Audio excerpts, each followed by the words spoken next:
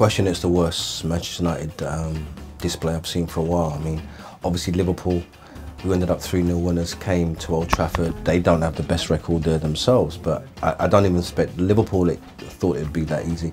Man United are in crisis, there's no doubt about it. A couple of weeks ago we did a feature in The Voice, says the fall of an empire.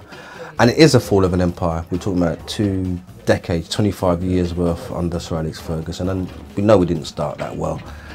He could have been out the door before he won his first trophy, but what we have under David Moyes at Man United is shoddy, to say the least. The players aren't playing for him. He can't get the players to play for him.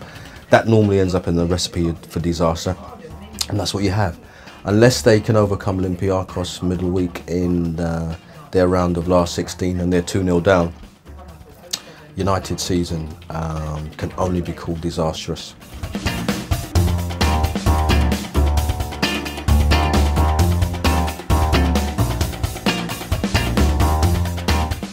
For it to stay going right for Liverpool, I just think they need to keep everybody fit and they need to keep their intensity.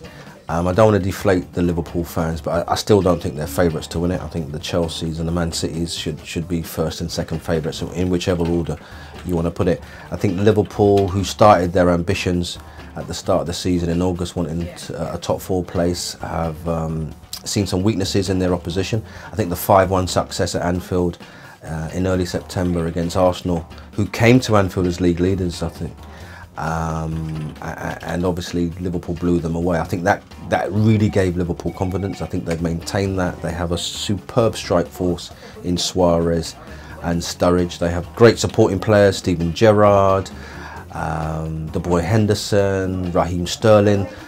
It's a cast that's really looking good at the moment. I still don't think they'll win it, but they're playing 1 game a week, no European distractions, no FA Cup distraction. They've got to be contenders. I don't quite think they're going to do it, but they will bloody a few noses. And maybe more importantly, they host Tottenham, they host Manchester City and Chelsea in their last 8 or 9 games.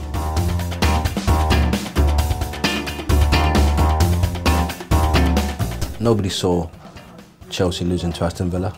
I don't even think Aston Villa saw themselves beating Chelsea, but that's the nature of a crazy, crazy season. We've had shocks for the last 8 or 9 months. I think there's a few more to come. And you know what? It wasn't even one of those results where Villa were hanging on. I think they thoroughly deserved their win. They were full of energy. They've got a reborn midfielder in Fabian Delph, the ex-Leeds player, who seems to be so at home. They've got the boy Westwood in midfield as well.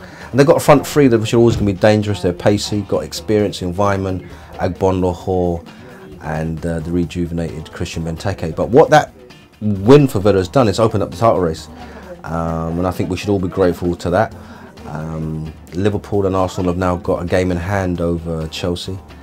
And they've all got to play each other. So Villa, they're safe from relegation. They deserve to be. I really like Paul Lambert as a manager. I like Randy Lerner's stance at Villa as well, in terms of giving the manager, when it's been dark for Villa sometimes this season, giving the manager a chance to stay in a job when so many around them have lost their heads and their managers. So no, I didn't see Villa beating Chelsea, but it's opened up the title race, and for that we should all be grateful.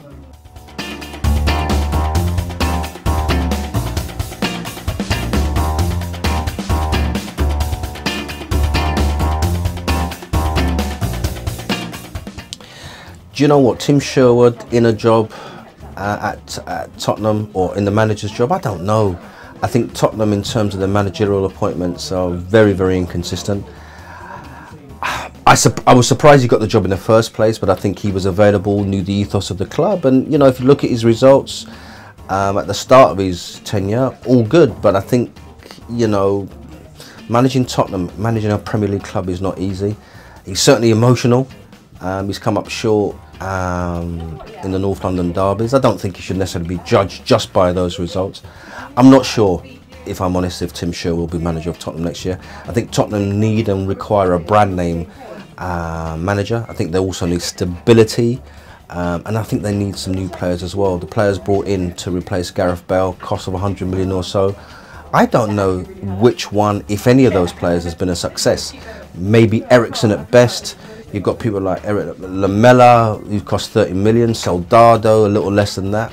They really haven't worked, but maybe what they do need to work is some stability in the game plan that the players can buy into, win, lose or draw, and maybe they can gain their confidences from there.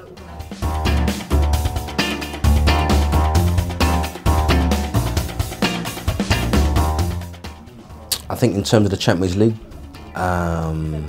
second legs round of the last 16, I can see Chelsea overcoming Galatasaray. That's going to be so emotional, isn't it?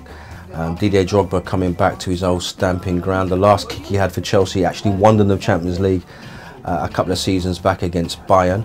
I think expect Chelsea to go through there. But it's not a Chelsea team that Mourinho has really claimed to be his own yet. There's lots of players in there that he doesn't trust, I get that, imagine. So I think Chelsea need to be fully focused against Ghana. Manchester United 2-0 down against Olympiacos. I actually think United can do this. I think that Olympiacos are probably one of the weakest teams in that round of last 16. If they can get an early goal, if Van Persie and Rooney can get their act together, and that very faithful crowd at Old Trafford can get the house bouncing on Wednesday night, I don't think it's beyond the realms of Man United getting through to the last round. But knowing the luck that they've had this season, United will probably end up drawing Real Madrid or Bayern Munich in the next round, and then reality will kick in. I think if they do get through to the next round, I think it will paper over some of the cracks, and I think some of those cracks are pretty deep lying and deep rooted. So it may only be a temporary reprieve if they do beat Olympiacos, and that's a big if.